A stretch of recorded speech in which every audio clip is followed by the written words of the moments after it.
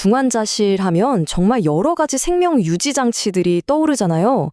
그중에서도 지속적 신대체요법, 그러니까 CRRT라는 게 있습니다.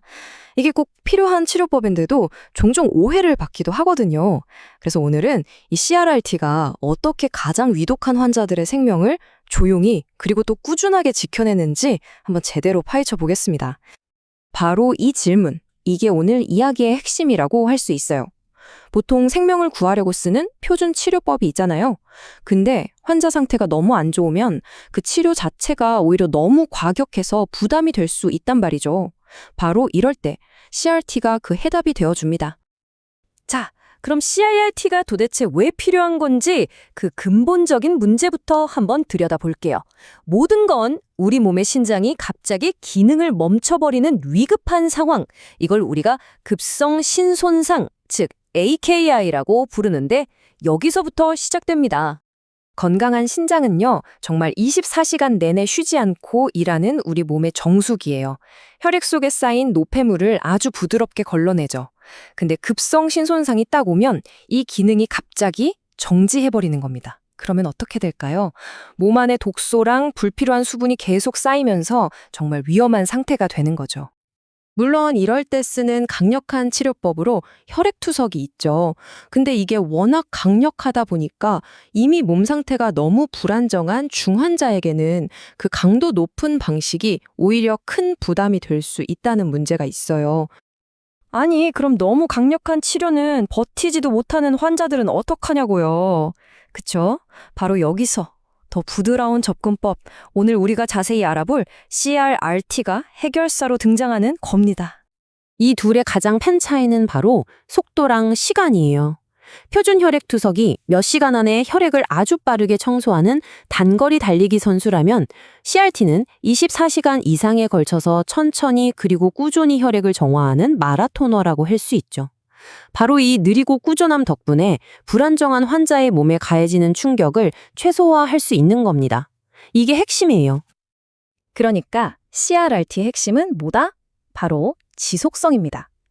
우리 몸의 신장이 24시간 내내 조용히 일하는 것처럼 CRRT는 그 자연스러운 리듬을 그대로 흉내내는 거예요. 급격한 변화를 주지 않고 꾸준히 혈액을 정화하니까 환자의 몸이 충격받지 않고 안정적으로 회복할 시간을 벌어주는 거죠. 정말 똑똑한 방법이죠? 자, 그럼 이 치료법이 과학적으로는 대체 어떻게 작동하는 건지 제가 아주 쉬운 비유를 들어서 설명해 드릴게요.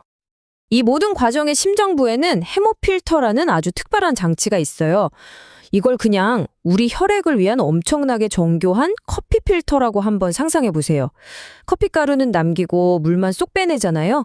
그것처럼 작은 노폐물이랑 과도한 수분은 싹 걸러내고 우리 몸에 꼭 필요한 혈액세포나 단백질 같은 큰 입자들은 그대로 남겨두는 거죠. 첫 번째 원리는 바로 확산입니다. 이거 생각보다 간단해요. 찻잔에 티백을 넣으면 차 성분이 물로 스며 나오잖아요. 똑같아요. 노폐물이 가득해서 농도가 진한 혈액 요프로 깨끗한 투석액이 지나가면 농도 차이 때문에 노폐물이 저절로 투석액 쪽으로 쓱 빠져나가는 거죠. 이 방식은 특히 아주 작은 독소들을 제거하는데 정말 효과적이에요. 두 번째 원리는 대류라는 건데요. 이건 뭐랄까? 흙탕물 묻은 옷을 강한 물줄기로 헹궈내는 거랑 비슷해요. 기계가 압력을 줘서 혈액 속 수분을 필터 밖으로 쫙 밀어낼 때 물에 녹아있던 중간 크기의 독소들까지 같이 휩쓸려서 나가는 거예요. 그러니까 확산만으로는 잡기 힘든 좀 더 큰 녀석들을 청소하는 강력한 방법이라고 할 수 있죠. 자, 그럼 방금 본 확산이랑 대류라는 두 가지 도구를 의료진은 어떻게 쓸까요? 환자 상태가 다 다르잖아요. 그래서 이 원리들을 잘 조합해서 4가지 맞춤형 치료 모드를 만들어냈습니다. 이 4가지 모드는 말하자면 환자를 위한 맞춤 공구안 같은 거예요. 예를 들어 몸이 너무 부었을 때는 수분만 빼는 SCFF 모드를 쓰고요. 중간 크기 독소가 문제라면 대류를 쓰는 CVVH를, 또 작은 독소가 많으면 확산을 쓰는 CVVHDF를 쓰는 식이죠. 그리고 가장 강력한 청소가 필요하다 이럴 땐 2개를 모두 쓰는 CVVHDF를 선택합니다.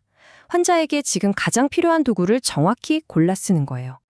지금까지 우리가 이 정교한 기계의 원리에 대해서 알아봤잖아요. 근데 CRTT는 절대 기계 혼자서 할 수 있는 치료가 아니에요. 이제 이야기의 초점을 기술에서 사람으로, 그러니까 이 기계를 돌보는 의료진의 끊임없는 감시로 한번 옮겨보겠습니다.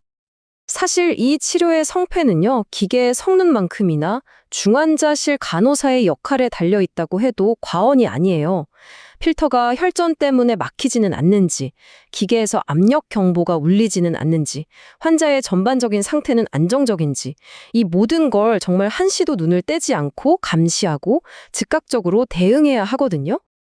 치료가 24시간 내내 멈추지 않으니까 당연히 감시도 멈출 수가 없겠죠. 하루 24시간, 일주일 내내.